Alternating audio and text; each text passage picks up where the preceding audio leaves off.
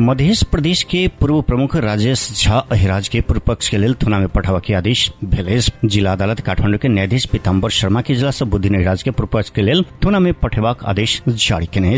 गत साउन 4 गते पकड़ाव पड़ल झा विरुद्ध एक महिला बलात्कार के आरोप में मुद्दा दर्ता करने चले। प्रहरी के अनुसंधान प्रतिवेदन के आधार में झा पर सरकारी वकील कार्यालय काठमांडू से जिला अदालत काठमांडू में मुद्दा दायर केने छल। एहि बीच पूर्व प्रदेश प्रमुख झा सेहो बलात्कार पीड़ित महिला विरुद्ध मुद्दा दर्ता करने छथि। बलात्कार आरोप में पकड़ाव पड़ल मध्य प्रदेश के पूर्व प्रमुख राजेश अहिराज कहवाला राजेश झाए अपना के बलात्कार के जाहिरी देवे वाली युवती विरुद्ध मुद्दा केने छथि। अहिराज देल गेल जाहिरी के अनुसंधान कइस के बुध दिन काठमांडू जिला अदालत में मुद्दा दायर भेल। अहिराज से पीड़ित भेल युवती विरुद्ध अहिराज के जाहिरी के आधार में आपराधिक लाभ के कसूर में मुद्दा दायर कयल गेल। धमकबैत 20 लाख मांगल गेल आ नहीं देला के बाद सामाजिक रूप में बदनाम करस लक आत्महत्या कर धरि के धमकी दैत रकम लेल गेल दावी अहिराज के रहल। शुरू में 20 लाख मांग कयल गेल में अपने नगदे 3 लाख रुपया देने दावी अहिराज केने छल। बलात्कार पीड़ित युवती जाहिरी देला के बाद अहिराज सेहो वो युवती विरुद्ध आपराधिक लाभ के जाहिरी देने पाओल गेल। उक्त जाहिरी के अनुसंधान शाखा का बलात्कार पीड़ित युवती के फरार आरोपी बनाते मुद्दा दायर भेल। एम्हर अहिराज विरुद्ध मंगल दिन काठमांडू जिला अदालत में बलात्कार के कसूर में मुद्दा दायर भेल। 4 जेठ 2081 में काठमांडू के नया बनेश्वर स्थित अपने डेरा में अहिराज बलात्कार करने पीड़ित युवती के आरोप है। असगरे कोठा में बैसल समय अहिराज आबिक बलात्कार करने पीड़ित के कहवेश। वर्षा के जगन्नाथपुर गाउँपालिका 2 जानकी टोल स्थित नेपाल भारत सीमा नाका में अवांछित गतिविधि करवाला 16 गोटे निशा के दवाई दुर्व्यसनी के प्रहरी पकड़लक।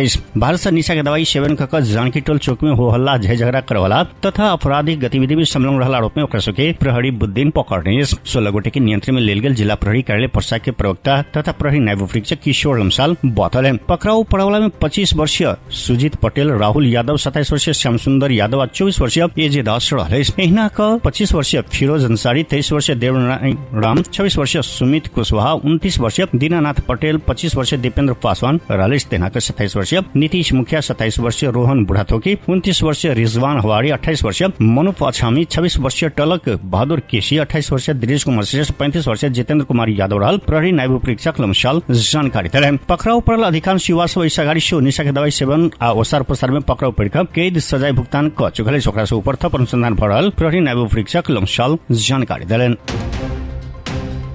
जलेश्वर के भागेश्वर पोखरी डील के डीप बोरिंग से किछ वर्ष आगू धर आसपास में धान खेती हुई छल। बोरिंग तो अखनो इस मुद्दा वो अवशेष मात्र के रहले। बोरिंग फोर्स झफैलेस पंप के पार्ट पूर्जा से चोरी भेले तो प्राविधिक विषय वाला कोठा में जुआ खेलक या निशा के दवाई सेवन करता सबके अड्डा बनले। बोरिंग बंद भेला के बाद जलेश्वर शाह मोहम्मद शफीद राइन 10 कट्ठा जगह में वर्ष धान रोपण नहीं पुनः राइन मात्र ने भका आसपास के 50 बीघा से बेसी खेत बांझे रहले। भूमिगत जल स्रोत तथा सिंचाई विकास डिवीजन कार्यालय मोतरी से जड़ान कल गेल डीप बोरिंग चलावक लेल विद्युत के तार तल लगाओल गेल मुदा ट्रांसफार्मर आ अन्य उपकरण नहीं भेला से बोरिंग चल नहीं सकले। सिंचाई के लेल जड़ान कल गेल डीप बोरिंग प्रयोग में आवा नहीं सकला से मोतरी के किसान की खेत सूखा बनल। लाखों खर्च कर जड़ान कल गेल डीप बोरिंग अल्पत्र अवस्था में रहले।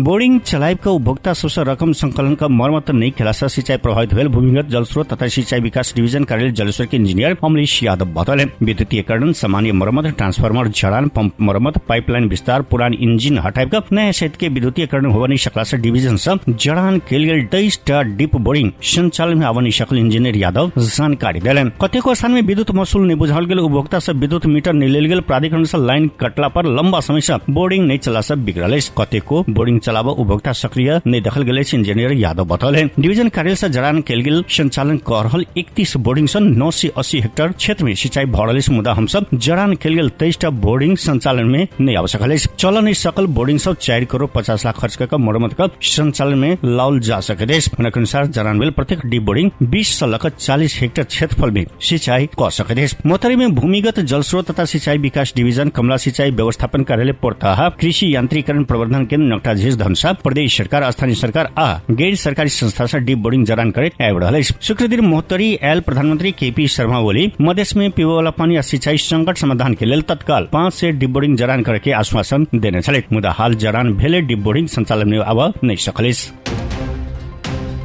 सौलाही के बागमती नगरपालिका बाढ़ स्थित भरतराल में डूबकर बुध दिन एक महिला के जान गए। मृतक के नाम ठेगाना खोजा नहीं सकल। तराई मूल के जेन देखाए वाला मृतक महिला अंदाजी 20-21 वर्ष जेन देखायल इलाका प्रहरी कार्यालय हरिवन के प्रहरी निरीक्षक चंद्रकांत अधिकारी बतल है। ताल में खससागा महिला बचाव के चिचोला के बाद ताल परिसर में व्यवसाय करे वाला घूम गे लोग सब घटनास्थल नजदीक पहुंचल छल, मुदा उनका महिला के सकुशल बाहर निकाल नहीं सकल छल। ताल के पानी में छतारल अवस्था में मृत भेटल महिला के शव पोस्टमार्टम के लिए प्रादेशिक अस्पताल मलंगवा पठाओल गेल। प्रहरी निरीक्षक अधिकारी जानकारी दिले। उनक मृतक के परिचय खुजावा पूछताछ बढ़ल जानकारी दिले। मृतक के घेंट में मंगलसूत्र लगाओल गेल। मृतक की महिला टॉप्स आ जींस पैंट लगौने प्रहरी जनौलक। पछिल्का एक वर्ष में वैदेशिक रोजगारी में जान गुमाओल गेल 1401 गोटे के सब परिवार के बुझौने नेपाल प्रहरी से जनाओल गेल। गत आर्थिक वर्ष 81-82 में वैदेशिक रोजगारी के क्रम में जान गुमाओल गेल नेपाली सब के सब संबंधित परिवार के बुझौने जनौलक। प्रहरी के तथ्यांक अनुसार सबसे बेसी जान गुमाओला में 26 से लेकर 30 वर्ष उमेर समूह के युवा सब रहल। यही उमेर समूह के 2 से 33 गोटे के सब नेपाल लाइफ का परिवार के बुझाओल गेल। तैनाका 20 वर्ष से कम उमेर में 29 गोटे, 21 से लेकर 25 वर्ष के 172 गोटे, 31 से लेकर 35 वर्ष के 2 से 26 गोटे, 36 से लेकर 40 वर्ष के 2 से 25 गोटे के सब नेपाल लाओल गेल। 41 से लेकर 45 वर्ष के 215 गोटे, 46 से लेकर 50 वर्ष के 117 गोटे आ 51 से लेकर 55 वर्ष के 71 गोटे रहले। तैनाका 56 से लेकर 60 वर्ष के 24 गोटे, 61 से लेकर 65 वर्ष के 12 गोटे, 66 से लेकर 70 वर्ष के 12 गोटे आ 70 से ऊपर के उमेर समूह के 65 गोटे के सब नेपाल लाइफ का परिवार के हस्तांतरण किया गेल। तथ्यांक अनुसार देश के सबसे उत्पादनशील और सक्रिय युवा जनशक्ति विदेश में जान गुमाए बढ़ल। यह अवधि में वैदेशिक रोजगार विभाग से 481 गोटे के सब निकलबौने छल त 1086 गोटे के सब घर धर पहुंचौने छल। विभाग से एक वर्ष की अवधि में 1517 गोटे मृत कामदार के परिवार के 1 अरब 2 करोड़ 34 लाख रुपया आर्थिक सहायता प्रदान केने जनल। वैदेशिक रोजगारी के क्रम में जान गुमाओल गेल मृतक के परिवार के सरकार सब 10 लाख रुपया राहत दैत आबि रहल। हाल देशभर मानसूनी वायु के प्रभाव रहल मौसम पूर्वानुमान में शकासत जनाओल गेल। मानसून के न्यून चापे रेखा सरदार स्थान के आसपास अवस्थित है, जेकर प्रभाव से हाल बागमती प्रदेश लगायत देश के पहाड़ी भूभाग के साधारणतया बदली रेखा बाकी तराई भूभाग में आंशिक बदली रहल। बागमती प्रदेश लगायत गंडकी प्रदेश के पहाड़ी भूभाग के कम स्थान सबके साथ मध्य प्रदेश लगायत बाकी प्रदेश के पहाड़ी भूभाग के 1-2 स्थान में मध्यम बरखा भ रहल। पर लुम्बिनी और सुदूर पश्चिम प्रदेश लगायत देश के पहाड़ी भूभाग में साधारणतया बदली रेखा तराई भूभाग में आंशिक बदली रहत। सुदूर पश्चिम प्रदेश लगायत देश के पहाड़ी भूभाग के कुछ स्थान समेत तथा लुम्बिनी प्रदेश के तराई भूभाग के कम आ मध्य प्रदेश लगायत बाकी तराई भूभाग के 1-2 स्थान में मेघ गर्जा के संगे मध्यम बरखा के संभावना रहल। बागमती या गंडकी प्रदेश के पहाड़ी भूभाग के 1-2 स्थान में भारी बरखा की संभावना रहल। रायत कोशी मध्य और सुदूर पश्चिम प्रदेश लगायत देश के पहाड़ी भूभाग में साधारणतया बदली रेखा तराई भूभाग में आंशिक बदली रहत। मध्य प्रदेश और सुदूर पश्चिम प्रदेश लगायत देश के पहाड़ी भूभाग के कम स्थान समेत तथा तराई भूभाग के 1-2 स्थान में मेघ गर्जा के संगे मध्यम बरखा की संभावना रहल। बागमती या गंडकी प्रदेश के पहाड़ी भूभाग के 1-2 स्थान में भारी बरखा के संभावना रहल। सब आवश्यक सतर्कता अपनाव महाशाखा आग्रह केनेस। अमेरिकी राष्ट्रपति डोनाल्ड ट्रंप भारत में आयात वाला वस्तु सब में कैल्स अर्थात अगस्त 1 से लागू हो सका 25% भंसार कर लगाव के घोषणा केने। वो सामाजिक संजाल ट्रुथ सोशल में पोस्ट करे तो भारत रूस सब भारी मात्रा में सैन्य उपकरण आ ऊर्जा खरीद करल आरोप लगावे ई स्वीकार्य निवेल बतौने। ओकर बदला में भारत 25% भंसार कर तिर प्रवक्ता राष्ट्रपति ट्रंप बतौने जनौलक। भारत और अमेरिका बीच गत किछ महीना से निष्पक्ष आ पारस्परिक लाभदायक व्यापार समझौता के लिए वार्ता चल रहा चल, मुदा कोनो औपचारिक समझौता की घोषणा हुआ नहीं सकल। एक घटना के बाद भारत के वाणिज्य तथा उद्योग मंत्रालय के प्रतिक्रिया दैत भारत सरकार से अमेरिकी राष्ट्रपति ट्रंप के कहब संबंध में जानकारी लेने आ ओकर संभावित प्रभाव के अध्ययन करल जनक। एहि बीच भारतीय विपक्षी दल कांग्रेस सरकार के विदेश नीति के विफल भेल कहित बतावित प्रधानमंत्री मोदी के ट्रंप साथी के मित्रता के मूल्य पूरा देश चुकाव पे रहल आरोप लगने। सत्तारूढ़ भारतीय जनता पार्टी सांसद अमेरिकी पक्ष साथे फिर से संवाद कर प्रभाव बतौने। ऐसा को ट्रंप एयर फोर्स 1 विमान में पत्रकार सब साथे के बातचीत में शो भारत ऊपर कड़ा भंसार कर लगाव के संकेत देने छलित।